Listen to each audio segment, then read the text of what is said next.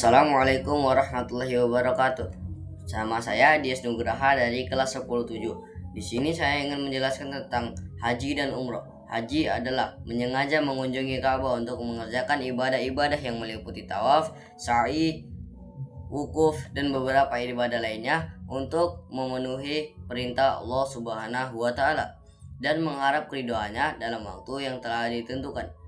Hukum haji. Hukum haji adalah wajib ain sekali seumur hidup bagi setiap muslim yang telah mu'alaf dan orang yang mampu melaksanakan. Syarat-syarat wajib haji: beragama Islam, berakal, balik, merdeka, kuasa atau mampu. Rukun haji: ihram, berniat memulai ibadah lainnya. Haji ataupun umroh merupakan pekerjaan pertama sebagaimana takbiratul ihram pada sholat. Yang kedua, wukuf di padang Arafah, hadir pada tergelincirnya matahari atau waktu zuhur pada tanggal 9 Zulhijjah hingga terbitnya fajar pada tanggal 10 Zulhijjah. 3. Tawaf. Tawaf merupakan kegiatan mengelilingi Ka'bah sebanyak 7 kali yang dimulai dan diakhiri di Hajar Aswad, dilakukan pada hari raya hingga berakhirnya Haji Tasyrik. Adapun macam-macam tawaf. Yang pertama, tawaf kudum, tawaf irodah, tawaf wador, tawaf tahalul, tawaf nadar, dan terakhir tawaf sunnah. Keempat, sa'i, yaitu berlari-lari kecil di antara Bukit Safa dan Marwah. Adapun syarat-syarat melakukan sa'i: yang pertama, dilakukan setelah tawaf ifadah dan tawaf kudum. Yang kedua, dimulai dari Bukit Safa dan diakhiri di Bukit Marwah. Yang ketiga, dilakukannya 7 kali perjalanan. Dari Bukit Safa ke Bukit Marwah dihitung sekali perjalanan, dan dari Bukit Marwah ke Bukit Safa dihitung juga 1 kali perjalanan pula. Adapun sunnah-sunnah sa'i: yang pertama, berjalan pelan di antara Bukit Safa dan Bukit Marwah. Yang kedua, memperbanyak bacaan kalimat tauhid. Yang ketiga, memperbanyak membaca doa. Yang keempat, tahalul atau menggunting dan mencukur rambut sekurang-kurangnya 3 helai. Yang kelima, tartib. Wajib haji: berihram sesuai mikatnya, bermalam di Muzdalifah, bermalam di Mina, melontar jumroh Aqobah, melontar jumroh ula, Wuca dan Aqobah, menjauhkan diri dari muharramat ihram, dan terakhir tawaf wada'. Mikot haji: waktu dan juga dapat berarti tempat. A.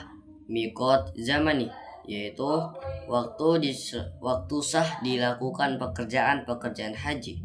B. Mikot makani, yaitu tempat mulai ihram bagi orang yang hendak melaksanakan haji dan umroh. Yang pertama, rumah masing-masing. Yang kedua, Zulhulalfah. Yang ketiga, Korun Manzi. Keempat, Yalamlam. Kelima, Juhfah. Keenam, Zatu Irkin. Dan yang ketujuh, negeri masing-masing.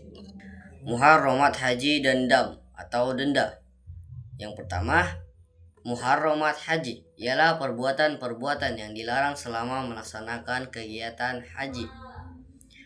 Senggama dan pendahulunya, mencium, menyentuh dengan syahwat, dan berbicara tentang hubungan suami istri dan sebagainya. Yang kedua, mengenakan pakaian berjahit dan sepatu bagi laki-laki. Yang ketiga, memakai cadar muka dan sarung tangan bagi perempuan. Yang keempat, memakai harum-haruman dan minyak rambut. Yang kelima, memakai penutup kepala kecuali karena hajat. Jika dia terpaksa, maka dia harus membayar dam. Yang keenam, melangsungkan akad nikah atau menikahi sebagai wali ataupun wakil. Yang ketujuh, memotong rambut dan kuku menggunakan gunting. Kedelapan, sengaja memburu dan membunuh hewan darat atau memakan hasil buruan. Dam ataupun denda: bersenggama dalam keadaan ihram. Damnya berarti menyembelih seekor unta.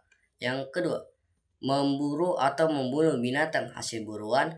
Damnya berpuasa seharga binatang dengan ketentuan 1 mud sama dengan 1 hari berpuasa. Yang ketiga, mengerjakan salah satu larangan. Damnya berupa dam taksyir.